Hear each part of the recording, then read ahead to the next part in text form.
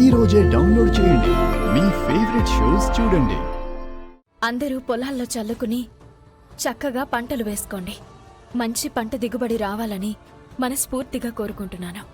ఇక నుంచి మన గ్రామానికి మీరే పెద్ద దిక్కుగా ఉండాలమ్మా.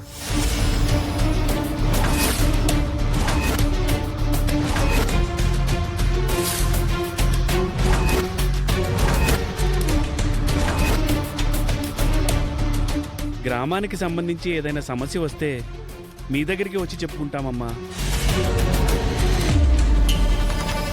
నీది వేదవతి గారు లాంటి జాతకం కాకపోయినా అమ్మవారికి సంబంధించి అన్ని పనులను చేయగలుగుతున్నావు.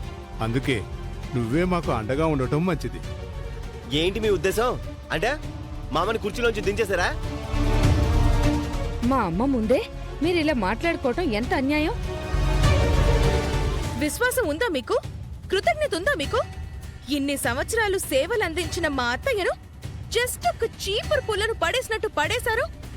చాలా చాలా దారుణమండి ఇది. అరే, మా అమ్మని ఒక మాట అడగాలన్న కామన్ సెన్స్ కూడా లేకుండా పోయిందా మీకు? ఏదైనా మా అమ్మ అనుమతితోనే జరగాలి కదా. అవని పిన్నికి పట్టాభిషేకం, నానమ్మకు అవమానమా? ఏది జరిగినా అంతా అమ్మవారి సంకల్పమే శౌర్య. నువ్వు నోర్ముయ్. అర్చన అన్నదాంట్లో తప్పే ఉంది. అమ్మవారి ఆజ్ఞ లేకుండా ఇలా జరుగుతుందా ఏంటి? ఊరి పెద్దలందరూ మరోసారి ఆలోచించండి. అమ్మ దగ్గర నుంచి పెద్దరికాన్ని అవనికివ్వడం ఎంతవరకు సమంజసమో చూడండి. చూడండి బాబు, మేము ఏ నిర్ణయం తీసుకున్నా 100 రకాలుగా ఆలోచించే తీసుకుంటాం. తనలాంటి జాతకం గల కోడలొచ్చి ఇవన్నీ చేయగలిగితే వేదవతి గారు విశ్రాంతి తీసుకుంటామన్నారు కదా.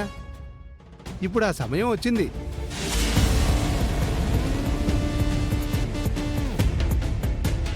వేదవతి గారి స్థానాన్ని అవని భర్తీ చేయగలిగింది. దయచేసి అంత మాట అనకండి. అత్తయ్య స్థానాన్ని ఎవ్వరూ భర్తీ చేయలేరు. ఇక మేం బయలుదేరతాము. మేము కూడా పొలాల దగ్గరకు బయలుదేరుతామమ్మా. సరేనండి.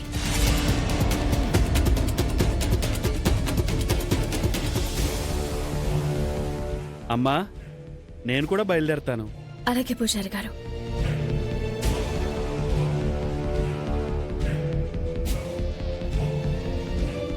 ఎటువంటి ఆటంకం లేకుండా అంతా ముగిసింది. ఊరిలో మన పరువు పోకుండా కాపాడుకున్నట్టయింది.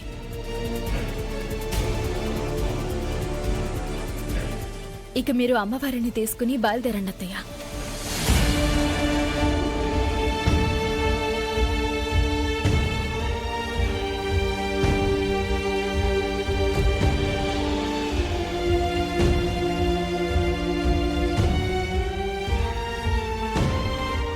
తీసుకోండి అత్తయ్య. పెద్దావిడ గారు తీసుకోండి. ఏం ఆలోచిస్తున్నావు పేద? తీసుకో. ఇప్పుడు నేను తీసుకుంటాను. పూజ గది ముందుకు వెళ్ళాక మంటలొస్తే మళ్ళీ వీటిని లోపల పెట్టడానికి దీన్నే పిలవాలి. అలా పిలిపించుకుందావనా ఈ నాటకాలు? ఇంటి పరువుని కాపాడావా నువ్వు? కాపాడలేదు, మొత్తం తీసేశావు. నా గౌరవాన్ని కాపాడావా నువ్వు? లేదు, నాశనం చేసేశావు. నువ్వు కావాలి అనుకున్నది నీకు దక్కింది కదా, ఇంక నీకు సంతోషమా? అమ్మవారు నన్ను కరుణించకుండా నిన్ను కరుణించిందని ఎగిరెగిరి పడుతున్నావు కదా. అటువంటప్పుడు అమ్మవారు నా ఇంటికెందుకు, నీ ఇంటికే తీసుకుపో. ఏం మాట్లాడుతున్నారు అత్తయ్య మీరు? నేను కరెక్ట్ గానే మాట్లాడుతున్నాను. కరెక్ట్ ఎలా అవుతుంది వేద? అమ్మవారు మన ఇంట్లో ఉండాలి కదా. ఊరందరి మనసుని, ఈ విగ్రహాన్ని ముక్కు పుడకని అడ్డం పెట్టుకుని మార్చేసింది కదా. అలాంటప్పుడు నాకెందుకండి? నువ్వు ఆవేశంలో తప్పుగా మాట్లాడుతున్నావు. నేను కరెక్ట్ గానే ఉన్నానని అన్నాను కదా. పోనీ అవని మన ఇంటికొచ్చి పూజ గదిలో పెట్టి వెళ్ళిపోతుందిలే. పోనీ అలా చేయమన్నా చేస్తాను. నీ దయా దాక్షణ్యాలు నాకు అవసరం లేదు. నువ్వు తీసుకొచ్చిన దానిని నేను తీసుకువెళ్లాల్సిన అవసరం లేదు. విగ్రహం నా ఇంట్లో ఉంటే ఈ ఊరి వారు మాటి మాటికి ఏదో పనుండొస్తారు. ఆ వంక పెట్టుకుని నువ్వు నా ఇంటికొస్తూ ఉంటావు. అవసరమా మాకు? విగ్రహాన్ని మీ ఇంట్లోనే పెట్టుకో. అత్తయ్య బాగా ఆలోచించండి, తర్వాత ఇబ్బంది పడతామేమో. ఏమీ కాదు. పంతంతో గర్వంతో మాట్లాడుతున్నావత్తా, ఇది నీకు మంచిది కాదు. నీతో నీతులు చెప్పించుకునే అవసరం నాకు లేదు. బయలుదేరదాం రండి. అది కాదు వేద, చెప్పేది విను. మీకైనా నా మాట మీద గౌరవం ఉంటే నాతో రండి.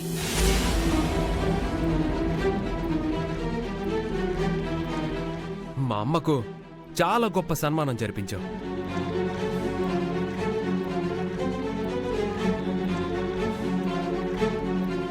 నువ్వేం బాగుపడతావు? మామూలు స్కెచ్ వేయలేదు నువ్వు. ముందు ముందు నీకుంటుందిలే. నువ్వు ఎవ్వరి మాటలు పట్టించుకోవద్దమ్మా. అమ్మవారు నీ ఇంటికి వస్తుండడం అదృష్టం.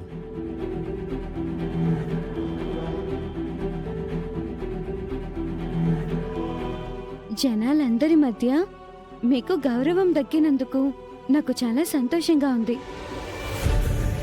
ఎప్పుడు ఎక్కడ ఉండాలో అమ్మవారికి తెలుసు. మీ దగ్గరకు వచ్చాక మీకు మంచే జరుగుతుందిలేండి. వెళ్తానమ్మా.